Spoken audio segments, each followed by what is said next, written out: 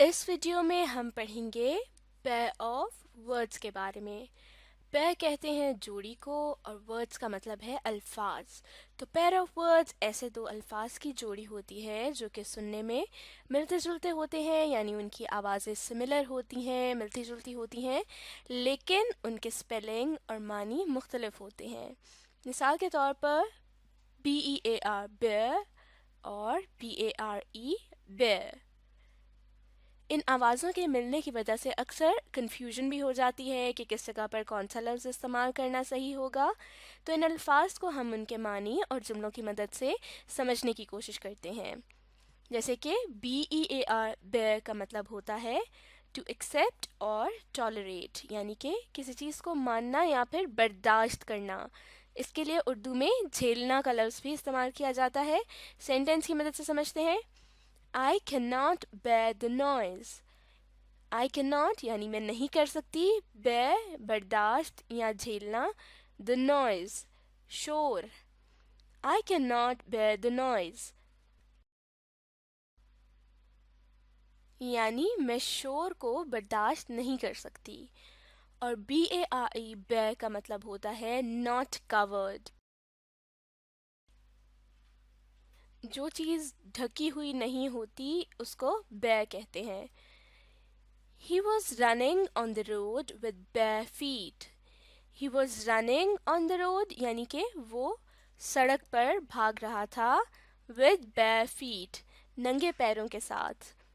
He was running on the road with bare feet वो नंगे पैरों के साथ रोड पर भाग रहा था।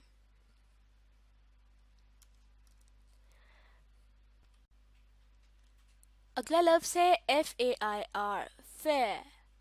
fair जिसका मतलब है राइट और रीजनेबल, यानी कि सही, मुनसिफाना या फिर जायज़ रवैये को फेयर कहा जाता है। A teacher must be fair with his students. A teacher must be fair यानी कि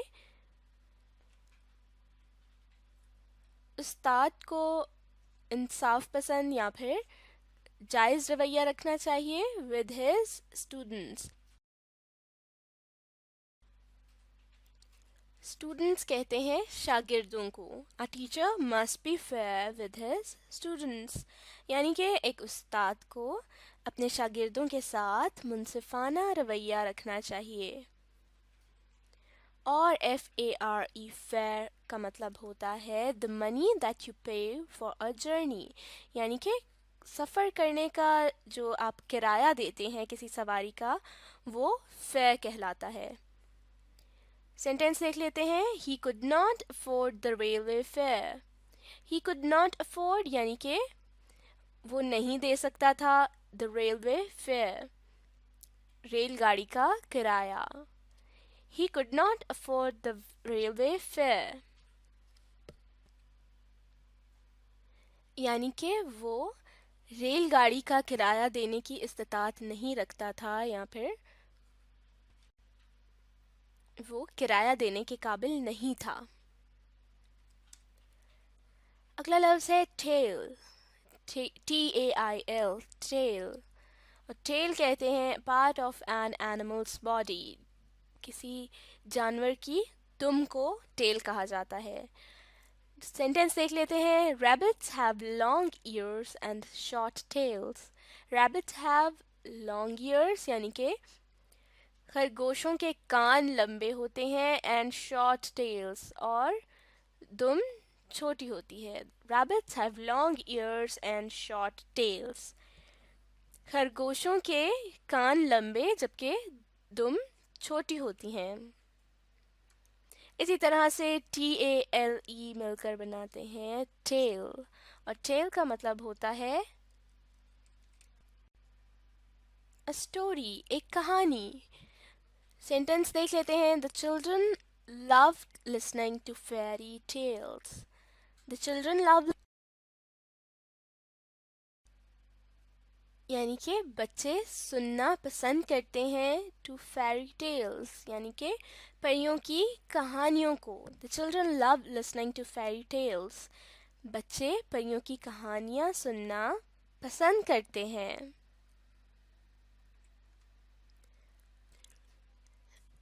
अगला पेयर है FLOOR, फ्लोर, जिसका मतलब होता है the flat surface on which you walk, यानी कि फर्श को फ्लोर कहा जाता है।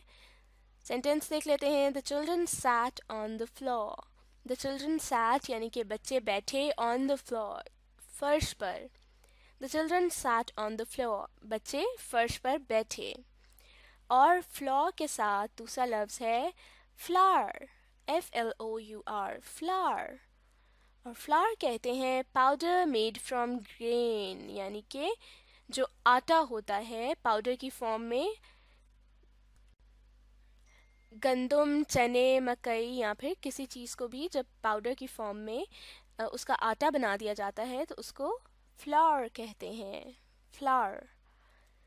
She made some cookies with sugar, flour and butter. She made some cookies यानी कि उसने कुछ cookies यानी बिस्किट बनाए with sugar, चीनी के साथ, flour, आटा या मैदा, and butter, और मक्खन। She made some cookies with sugar, flour and butter. उसने कुछ चीनी, मैदे और मक्खन के साथ कुकीज़ बनाई। BIRTH, birth। और birth का मतलब होता है द बिगिनिंग ऑफ लाइफ, यानी ज़िंदगी की जो शुरुआत होती है, जो हमारी पैदाइश होती है, उसको birth कहा जाता है। She was very happy on the birth of her son. She was very happy यानी वो बहुत खुश थी on the birth of her son, उसके बेटे की पैदाइश पर। She was very happy on the birth of her son.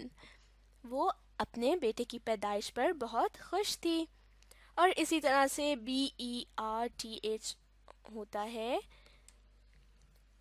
birth, जिसका मतलब होता है a bed in a boat, train, etc. किसी कश्ती या फिर ट्रेन वगैरह में मुसाफिरों के आराम करने के लिए जो बेड सा लगा होता है उसको berth कहते हैं। The passenger was sleeping on the berth. The passenger was sleeping यानी कि मुसाफिर सो रहा था on the berth, berth पर। The passenger was sleeping on the berth. Musafir berth पर सो रहा था। अगला लफ्ज़ है PRINCIPAL, principal, principal। प्रिंसिपल का मतलब होता है the person in charge of a school, school का जो सदर होता है, ऐसा शख्स जो किसी स्कूल का निज़ाम चलाता है और उसके मातहत सब टीचर्स वगैरह काम करते हैं, उस शख्स को स्कूल का प्रिंसिपल कहा जाता है। सेंटेंस देख लेते हैं। Our principal made a long speech. Our principal made यानी हमारे प्रिंसिपल ने की a long speech, एक लंबी तकरीर। Our principal made a long speech. हमारे प्रिंसिपल ने एक लंबी तकरीर की। और प्रिंसिपल के साथ ही जो लफ्ज़ पेयर बनाता है वो है प्रिंसिपल, PRINCIPLE, प्रिंसिपल। और इस प्रिंसिपल का मतलब होता है अ बेसिक आइडिया और रूल, जो अहम असूल या फिर कोई कानून होता है जिसके मुताबिक काम किया जाता है, उसको प्रिंसिपल कहते हैं। You must act according to your principles. You must act यानी कि आप लाजमी अमल करें अकॉर्डिंग टू योर प्रिंसिपल्स, अपने असूलों के मुताबिक। You must act according to your principles, आप अपने असूलों के मुताबिक अमल करें। तो यहाँ पर ये वीडियो मुकम्मल हो गई। इस वीडियो में हमने जाना कि कुछ ऐसे अल्फाज भी होते हैं जो कि सुनने में मिलते जुलते लगते हैं और उनकी वजह से कन्फ्यूजन भी हो जाती है कि कहाँ पर कौन सा लफ्ज़ इस्तेमाल करना है, लेकिन उन अल्फाज के स्पेलिंग और मानी जो हैं वो एक दूसरे से मुख्तलिफ होते हैं, और इसीलिए हमने इन अल्फाज को उनके मानी और जुमलों की मदद से समझने की कोशिश की। अब आप इस वीडियो को रिप्ले कीजिए और साथ साथ पढ़ने, लिखने और सीखने का अमल जारी रखिए।